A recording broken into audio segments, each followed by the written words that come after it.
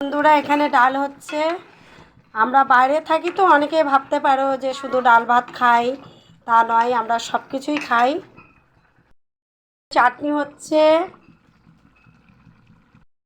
আলু ভাজা, ভাত হয়ে গেছে।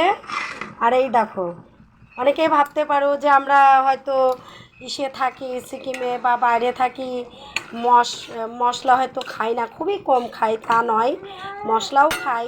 দেখো আমাদের সব এখানে সম্পূর্ণ মশলা, কারণ মশলা ছাড়া তো খাওয়া যায় না। অনেকে ভাবে যে একটু একটু হয়তো বাড়ির মতো তো আর সাজানো গোছানো নেই, ওই দুই একটা দিয়ে হয়তো চালিয়ে নেয়, কিন্তু বন্ধুরা তা নয়।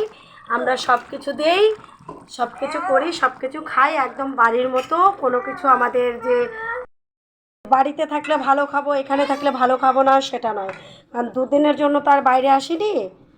কম করে ধরো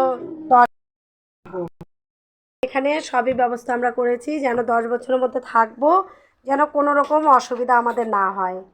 বুঝলে, বাড়ি থাকলেই যে সব কিছু থাকবে আর বাইরে থাকলে যে স্যাম্পুলে থাকবো তা নয়, কারণ থাকতে গেলে তো হবে না, সব রকমেরই ধরো সব কিছুই প্রয়োজন।